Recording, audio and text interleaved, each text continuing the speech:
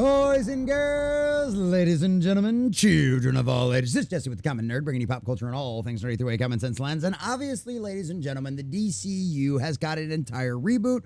We have got a fresh face, we've got new people in charge, we've got a brand new cast of actors to take over all of the roles from the DC universe out there. And of course, one of those things that we never got to see during like the Zack Snyder era, during the past eras, during Warner Brothers, was of course the Lanterns out there. This is something that was teased for a very long time. It was even part of one of the Zack Snyder cuts of course, the Justice League movie out there, but it was something that we never got to see come to fruition out there. Well, we know with the Lantern series, it has officially been announced that is going to be coming to HBO Max from the new DC universe out there. A lot of fans are wanting to know what this is going to be like. And then, of course, after seeing Guy Gardner in the Superman movie, a lot of fans are very excited to see more of the Green Lanterns come about on screen. And obviously, as a guy and a fan of all of the Green Lantern stuff out there with Jon Stewart and Hal Jordan and all of that kind of stuff. And honestly, Guy Gardner, Nathan Fillion's Lantern was just awesome in the Superman movie. He was done so good out there. Well, boys and girls, our dear sweet friend Matt McGloin has been out there over there at San Diego Comic-Con over the weekend, and as per usual, every year he comes back from San Diego Comic-Con with a bunch of inside information. He gets to go see a lot of his friends out there that work for a lot of these major corporations and gets the inside track record on there. And for all of us out there hoping for a bright future for the DCU going forward, to see some good quality Green Lantern stuff on the big screen, well, ladies and gentlemen, it looks like the information we've gotten so far is very, very good. Because this, I will remind you, is from the same sources that told us about the Lobo stuff, that told us about the Superman stuff going on years ago. These are the same inside sources that told us the Superman movie was going to be pretty good and it wasn't going to be woke in any way, shape, or form. And ladies and gentlemen, we've got the exact same sources telling us another good thing about the DC Green Lantern series. And for those of you worried that because it was a grounded series, we might not need to see any of the fantastical kind of sci-fi elements, well, boys and girls, we've got some information for all of you out there as well. So we're going to check out this article from cosmicbook.news, getting all of the juicy details of exactly what these inside sources have said, as well as what we know about the Lantern series so far and when we can expect to see it on HBO Max. But before we do, if you do enjoy our content, hit that like button, share with all your friends, and subscribe or follow if you have not already, boys and girls, because we are grinding, we are growing, and I could not do this without every single one of you. We just crossed 2,100 subscribers, boys and girls, at the time of the recording of this video. They were like 2,103, and I could not do that without every single one of you. Also, what do you think about all this in the comment section down below? Because Matt's inside sources have been right so many times before. Do you think this will bode well for the future of the Lantern series on HBO Max? Or do you have still a lot of your own reservations concerning the fact that they're not going with Hal Jordan and we're ended up going with the Jon Stewart version of this? Or are you, like many of us out there, very much a Justice League the Animated Series fan, and Jon Stewart, or Hal Jordan wasn't your Green Lantern, but it was more of a Jon Stewart thing for you? Or are you a 90s kid with Hal Jordan all the way? Let us know what you think about all that in the comment section down below. If you'd like to support the channel, please check out the links in the description as well. After all, I am just your working poor content YouTuber out there, ladies and gentlemen. Content creator, live stream, podcaster, just all around news guy. All right, so from Matt McGloin over at cosmicbook.news. Warner Brothers Insider says DCU Lantern series is really good. This is a very good sign, because they said last year about Superman is that it was pretty good. That it was good, that it was solid, that it wasn't woke. Now they're saying Lantern series is really good. So this could bode very well for us, boys and girls. While we were at Comic-Con over the weekend, a Warner Brothers insider told Cosmic Book News that Lanterns, the upcoming DCU series, is really good.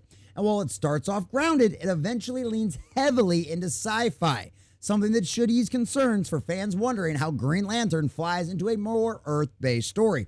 I mean, obviously, anybody that's watched any of the animated stories, anybody that's watched read any of the comic books, anybody that's watched a lore video over the history of Green Lanterns, or of course, anybody that watched Justice League knows that a lot of Green Lanterns, they're intergalactic space cops, is essentially what they are, right? And so that's what they do. They run around in space all of the time. And obviously, when we first heard about the story, we first heard some of the stuff that it was going to be grounded, it was going to be more Earth-based, that it was going to be something that was very similar to kind of the realms of like a detective story, that kind of thing, kind of be a serial drama, which honestly I don't mind. And considering the original creatives from True Detective Season 1 are behind this, I think that's something that can do absolutely really, really well. Because I would argue that True Detective Season 1 is probably one of the best seasons, if not the best season of television of all time.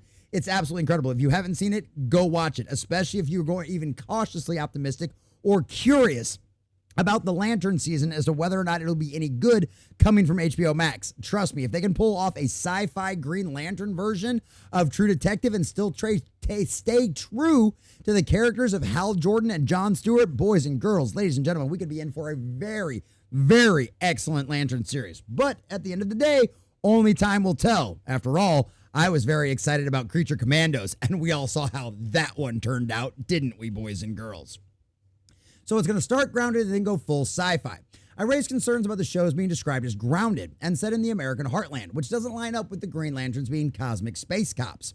The insider acknowledged the concern, but clarified the show starts grounded for setup purposes and then shifts into a full sci-fi later in the season. So yes, space stuff is apparently coming, which honestly, it makes sense to me to a certain degree, right? Because if you're wanting to appeal to a broader audience, right? That's what they always argue. That's what they say they're always trying to do when they make changes and do stuff like this, right? And of course, the problem is it always is when you try to appeal to a broader audience, when you try to appeal to everyone, you end up appealing to no one, right? And at the end of the day, we've seen the best results come out of times when you actually concentrate on your hardcore fan base and you actually appeal to them. Deadpool and Wolverine is a great example of that. Hugh Jackman and Ryan Reynolds knew their fan base, knew exactly what the audience wanted, and guess what? That movie ended up making $1 billion. Kevin Feige, on the other hand, the guy that's in charge of all other things Marvel out there, gave us Marvels and the Eternals. Absolute bastardizations of the characters that fans had known and loved, completely and totally flopped miserably, right? Green Lantern series, though, something that's coming to HBO Max out there. You want something grounded, start off a little bit easier, kind of ease the general audiences into something with which is what you would have with a Lantern series if you jumped right into all of this space kind of crazy stuff out there. Now, it doesn't necessarily mean it can't work out there. Obviously, the Green Lantern movie out there with Ryan Reynolds still kind of pulled off kind of a grounded Earth-based story with giving you all the fantastic elements. For all of the other issues with that movie, it at least did a halfway decent job with that. With the series here and being on HBO Max, especially considering the fact that Warner Brothers is broke, I understand why you can't go for full balls out sci-fi right from the very get-go. That stuff is very expensive. Warner Brothers is broke, and if you're wanting to appeal to a more general audience, a more layman's, that may not necessarily know anything about the Lanterns, if you start off with, as we know, they are space cops, if you start off with more of a detective story and then ease people into the more sci-fi fantastical elements later on, their thinking is probably it's going to be a little bit easier, palatable to a general audience out there. As to whether or not that actually works out and it pulls things off, and maybe it was better to go with space stuff straight from the beginning, it'll only be a matter of time before we end up finding out. And trust me, as long as this channel is still going when this series comes out, our Thursday night show, Is It Good?, will absolutely be reviewing this Green Lantern series along with all of you out there, and we'll be able to tell you whether or not it's good and whether or not it's worth your time. So yes, space stuff is apparently coming, which I think all of us can be very relieved to hear. John Stewart is the lead. The series has previously been described as centering on Green Lantern John Stewart, played by Aaron Pierre. According to the source, Stewart is indeed the main focus of the show, and I'm perfectly okay with that. John Stewart is an incredible Lantern on his own. He's got a great military background. You see a lot of that in the way he acts. It is very much different from Hal Jordan's Green Lantern, just like Guy Gardner's Green Lantern is very much different from all of the rest of the Green Lanterns. That is one thing, for despite like all of the issues we've had plaguing legacy characters when they just race swap or gender swap or introduce some new person, like whether it be Falcon as Captain America, or whether it be Miss Marvel turned into Captain Marvel, or just other examples of that kind of stuff throughout there, right? It's one of them situations where in this case with the Lanterns, they've always done a really good job of making sure that each Lantern was very distinct from all of the rest of the Lanterns. So John Stewart is a Lantern that can stand completely and totally on his own. He's an incredible character on his own, so I don't have a problem with that. John Stewart is a great Green Lantern and is a big fan favorite for a lot of the DC comic book nerds and just general DC comic fans in general. So there's nothing wrong with that at all. That is not an automatic sign of it's going to be woke or anything like that. No, John Stewart is a solid Green Lantern on his own. Nathan Fillion's Guy Gardner, who also appears in Superman and absolutely crushed it in that movie, has several standout scenes in Lanterns, from what we are told. And the source said his dynamic with the other Green Lantern is one of the highlights of the series. And it's one of those things we saw in interviews with Nathan Fillion. Fillion said flat out, how does he interact with other Green Lanterns? He's the same way he is with everybody else. He's an a-hole constantly, nonstop.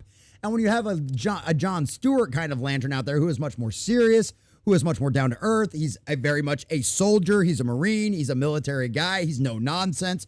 To watch Guy Gardner and him play off together will be absolutely hilarious. And then, of course, you've got Hal Jordan, which we have obviously are going to have ourselves a much more older Hal Jordan in this situation. Kind of, he's bringing up the new guy and Jon Stewart. He's kind of showing him the ropes, that kind of stuff. He's a little burnt out. He's a little older, which obviously that's a trope that we're very much terrified might end up working out. Let's actually hope that his relationship with his girlfriend is actually going well, and they're not just going to show him burn out. Or maybe we'll at least get a redemption arc for Hal Jordan out there, because Hal Jordan is an incredible Green Lantern. He's one of the OGs out there, and he's a fan favorite. So you need to respect the character and do it right. If not, I promise you, you will hear me screaming at you for screwing up Hal Jordan. Mark my words, you will do that. So this lines up with recent comments made by Philion, where he said his guy Gardner drops a lot of F-bomb, which hints that possibly Lanterns will be rated mature. Honestly, I don't think a lot of fans are going to have a problem with that. It's kind of expected if it's going to be on HBO Max. Peacemaker isn't exactly family-friendly. The Penguin wasn't exactly family-friendly. And Creature Commandos definitely was not family-friendly despite being animated. So yeah, I think that's kind of be expected. So Lantern stars Aaron Pierre as Green Lantern, Jon Stewart, and Kyle Chandler as Hal Jordan, which I love Kyle Chandler. He's a great actor. Laura Lindley has been cast in a mystery role, with speculation pointing to possibly playing Carol Fieris, also known as Star Sapphire, which, I mean, honestly, if you can start off with Hal Jordan and Star Sapphire's relationship kind of being rough, it would actually make sense. It would line up with what the comic books is. And especially if you're going to line up with recent DC Comics run of Green Lantern, you would actually see a redemption between Hal Jordan and Star Sapphire, where they actually get together, they realize they actually still love each other, and that it is best for them to be in a relationship despite all of the hero stuff that they have going on. And you actually get to see her Starfire powers reemerge because of her love for Hal Jordan. So yes, please, if you're going to introduce her in the series, give us that storyline and not the beat down, broken, sad one, male trope that we've seen happen to so many other characters out there. So we'll see what happens. Kelly MacDonald plays Sheriff Carey, who is said to be Hal Jordan's love interest. So there we go. Uric Thomason takes on the role of Sinestro, which of course you can't have Green Lantern without Sinestro. And so yeah, okay, so maybe we'll see something happen with that. They'll end up breaking up, and we get to see her back with Star Sapphire, which is exactly where Hal Jordan belongs. But hey, that's a story for another day. And honestly, if it works out really well and I get my wife into it, that means we get to do a Green Lantern Star Sapphire cosplay at next Comic-Con next year, and that would be great. The series, which consists of 8 episodes, which I absolutely hate, come on guys, you can't learn to write television anymore, is expected to debut in early 2026 on HBO Max, though no official release date has been announced. Damon Lindelof and Tom King are co-writing and executive producing. Obviously, Tom King is a CIA spook who has infected and destroyed a lot of the great things inside of the DC universe, and just lets a lot of his own personal baggage insert into the actual writing. So that's a giant red flag, but you know what? Damon Lindelof does good stuff. The official synopsis reveals that Lanterns will follow new recruit Jon Stewart and veteran Hal Jordan as they investigate a murder in the American heartland. While grounded on Earth, the show will still lean into classic Green Lantern lore, featuring rings, powers, and familiar characters.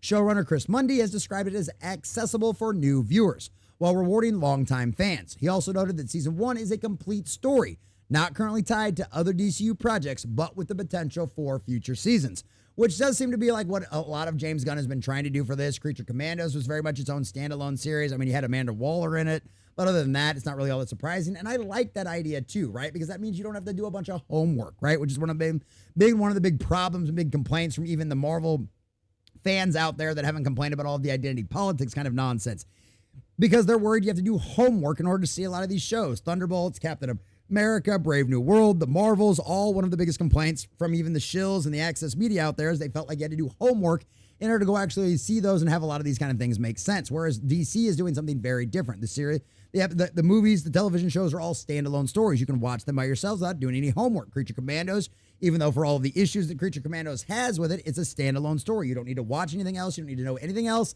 about the DC universe. Creature Commandos will give it all to you. It sounds like it's going to be the same thing with Green Lanterns. Superman, obviously the kickstart to the DCU was obviously like that as well. Supergirl, yeah, Superman's going to show up, but even then, Supergirl is still going to be its own story where you don't have to do other homework in order to understand what's going on in the series. So it sounds like we're going to get more of the exact same thing kind of thing out of Green Lantern. It sounds like, at least from the inside sources that have been proven right to be time and time again, at least in this humble common nerd's opinion, have been right in the past and are saying really good things for this Green Lantern series. And as a DC fanboy, as a guy that loves Jon Stewart and Hal Jordan, I'm excited to see them actually pull this off right. Because if they can pull this off properly and well do it, then it's going to be one of them situations where we can see the most crazy and wild and insane stories from inside of the Green Lantern mythos and backstory that we have always wanted to see in live action and done properly with proper funding and proper CGI. And no more all CGI animated suits like what we saw with Ryan Reynolds. Boys and girls, this could be a bright future for the DCU because all signs are pointing to this being a good thing outside of Tom King being involved And honestly, that's all the fans have ever asked for. So ladies and gentlemen, boys and girls, those are the latest updates from straight out of the Comic-Con insiders out there as to the Green Lantern series going forward.